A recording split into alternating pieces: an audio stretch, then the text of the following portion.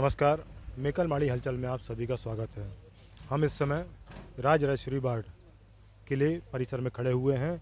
पिछले काफ़ी दिनों से यह मांग चली आ रही थी कि गौड़कालीन जो सभ्यता है, जो स्ट्रक्चर है, जो संरचनाएं यहाँ बनी हुई हैं, जो जीर्ण शीर्ण होते जा रही हैं, उन्हें फिर से सहेजा और संवारा जाए। काफ़ी अरसे से यह मांग लोगों द्वारा भी, गौड़ समाज द्वारा भी और यहाँ के स्थानीय जो हैं इतिहासकार, वो ही मांग करते रहे हैं कि इस पूरी विरासत को सहेजा जाए, संवारा जाए। सरकार द्वारा भी, पुरातत्व विभाग द्वारा भी यह कहा गया कि हाँ, इसकी रूपरेखा बनाई जा रही है और काम चल रहा है। यहाँ के गौड़ राजा जो थे, उनकी याद में यहाँ पर स्मारक बनाने की बात भी शासन द्वारा कही गई। अब इस सब के बाद, बहुत अरसे बाद, अब यहाँ पर काम प्रारंभ हुआ है। यह आप देख रहे हैं जो है बुर्ज बना हुआ है। इस बुर्ज को अभी संरक्षित करने का पहला काम यहाँ पर प्रारंभ हुआ है। इसको पूरी तरह ज़मीन से निकाल कर, जितना जो मलबा यहाँ पे डंप है, उस मलबे को अलग करके इस पूरे बुर्ज को पहले निकाला जाएगा। उसके बाद इसको, जैसे रामनगर किले को संरक्षित किया गया है, उसी आधार पर पुराने गारे मिट्टी की तरह से इसको व्यवस्थित किया जाएगा। तो यह देखा जा सकता है कि इस विरासत को एक अच्छा स्वरूप देकर सालों साल इसे संरक्षित करने का प्लान है, जो कि आज से ये एक दो दिन पहले से भी यहाँ प्रारंभ हुआ है।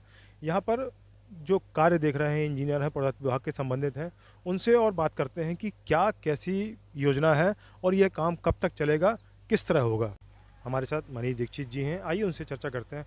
भाई साहब नमस्कार। नमस्कार भैया। ये जो काम हो रहा है, इसको क्या कैसे आप समझाएंगे हमारे दर्शकों को? आर्कोलॉजी डिपार्टमेंट स्टेट से इसका वर्क मिला हुआ है हमको टेंडर। तो इसमें आप देख सकते हैं कि इसका कंस्ट्रक्शन करना है, रिकंस्ट्रक्शन है, इसका पूरा मेंटेनेंस है, नीचे से लेके ऊपर तक पूरा मेंटेनेंस। और जो ऊपर का हिस्सा टूटा हुआ है, इस टूटे हुए हिस्से को भी बनाएंगे। पूरा इसका मेंटेनेंस, पूरा वैभवता जो पुरानी है वो वापस लेने के आने की कोशिश कर रहे हैं। पूरा इसको लॉक करेंगे, इस पूरे मैदान को पेन फेंसिंग करेंगे इसको, और इसको पूरा लॉक करके साफ़ सफाई करना है ताकि दर्शक यहाँ आ सकें और इस पुराने ऐतिहासिक स्मारक को देख सकें। जो आप पुरातत्व विभाग से हैं, ये कंस्ट्रक्शन देख के क्या लगता है कि ये प्रवेश द्वार रहा होगा इस किले का, या क्या रहा होगा? मेरे हिसाब से जहाँ तक है कि, और इतिहासकारों का कहना है कि ये केवल एक बुर्ज है। जो इतिहासकारों के हिसाब से ये बुर्ज है, और पहले बुर्ज बनाए जाते थे कि यदि मेन किले पर कोई आक्रमण करे तो यहाँ पर आके आप शरण ले सकें। कोई नहीं तो घर की महिलाएं हैं, जो राजघराने की महिलाएं हैं या बच्चे हैं, उनको छुपाने के लिए इस तरह के बुर्जों का निर्माण किया जाता था। जो नदियों के किनारे होते थे कि यदि बात इज्जत पर आ रही है तो कम से कम वो जलमग्न होकर जल समाधि लेके या किसी भी रूप में अपनी आत्मरक्षा, अपनी इज्जत की कर सकें। तो उस टाइप से इन का निर्माण, ज़्यादातर इन बुर्जों का निर्माण नदी किनारे इसीलिए किया गया है। इनका मुख्य उद्देश्य अपनी स्वयं की सुरक्षा करने का था। ये बुर्ज जो पास में ही देखते हैं अपन, इस तरफ भी है, वहाँ हम लोग ऊपर गए, ऊपर से देखते हैं जो छेद बने हुए हैं, उस छेद पे देखा जाए तो सीधे नर्मदे जी का तट दिखता है। कहने का आशा ये है कि बंदूक वगैरह लेके यदि हम हैं तो किनारे, उसका कारण है इसमें जिस तरह के आप देख रहे हैं, इनको मोर्चे कहा जाता है कि नीचे से यदि कोई फायर करेगा तो ऊपर वाले पर कोई असर नहीं होगा, और ऊपर वाला एक व्यक्ति 10-100 पर भारी पड़े। ऊपर से राइफलों के लिए ये इस तरह के मोर्चे इसमें हर बुर्ज में या ऐतिहासिक जो किले हैं उनमें खोले जाते थे। ऊपर के 10 सैनिक नीचे के 1000 पे भारी पड़े, उस हिसाब से इनकी संरचना की गई है। जैसा कि ये बुर्ज है तो निश्चित तौर पे यहाँ आसपास भी और कंस्ट्रक्शन होगा यहाँ हो, तो उसके लिए आगे कोई योजना है? देखिए अभी तो नहीं है, और पुरातत्व विभाग भविष्य में क्या करता है ये भी हम नहीं कह सकते, लेकिन हाँ, यहाँ जो भी अंदर नीचे है कंस्ट्रक्शन है, समझ में आता है। पुरातत्व विभाग को इसकी जानकारी है, और जो हमारे द्वारा देखा जा रहा है वो भी वरिष्ठ अधिकारियों को सूचित किया जा रहा है। अब बाकी जब भी पुरातत्व विभाग आगे चाहेगा भविष्य में तो इसका पुनः कुछ ना कुछ करेगा। स्थानीय लोग बताते हैं, हम लोगों ने देखा है पिछले 10-15 सालों में, जो ये किले की दीवारें वगैरह थी वो बाकायदा दिखाई देती थी। धीरे धीरे क्या हुआ, मलबा बैठते गया, बाढ़ की मिट्टी या स्थानीय मलबा, उससे वो ढकते गए। तो यदि उसको निकाला जाए तो एक शानदार विरासत जो है गौड़कालीन, वो सबके समक्ष आ सकेगी। जी बिल्कुल। इतिहास, हमको वो कहते हैं ना कि ऐतिहासिक जानकारी जब तक नहीं होगी, जानकारी नहीं होगी। पुरातत्व विभाग इसीलिए राज्य और सेंट्रल दोनों से, स्टेट और सेंट्रल दोनों का पुरातत्व विभाग इसीलिए लगा हुआ है, और जितनी ज़्यादातर पुरानी विरासतें हैं उनको निर्माण इसीलिए करवा रहा है कि लोग अपने इतिहास को जान सकें, पहचान सकें, उसके विषय में जानकारी हो लोगों को।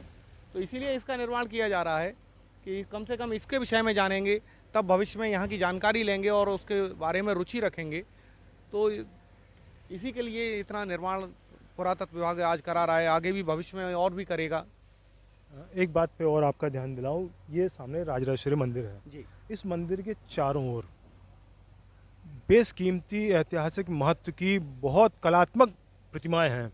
उन प्रतिमाओं को साल दर साल क्या है वो जेपी का चूना पोत पोत के उसको बिल्कुल उसकी जो ओरिजिनलिटी कहना चाहिए उसको समाप्त करने का प्रयास, क्या इसके लिए कोई प्लान है? भाई इसके लिए अभी पुरातत्व विभाग ने हमको तो नहीं कहा है, लेकिन यह है कि पुरातत्व विभाग के विषय में अधिकारी जो आए थे उनको जानकारी है कि यहाँ की ये मूर्तियाँ हैं, बेशकीमती हैं, ऐतिहासिक हैं और कोई ना कोई कार्रवाई पक्का की जाएगी।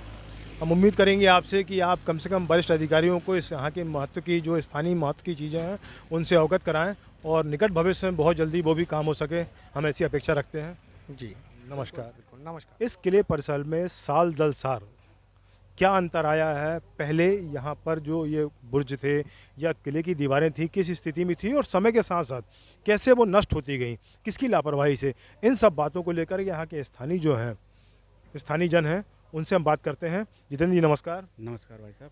ये यहाँ पर जो परिसर में पहले आप जो बता रहे हैं कि भाई ये किले की दीवारें थी, इसके नीचे पूरा एक स्ट्रक्चर दफन है, उसके बारे में क्या बताएंगे?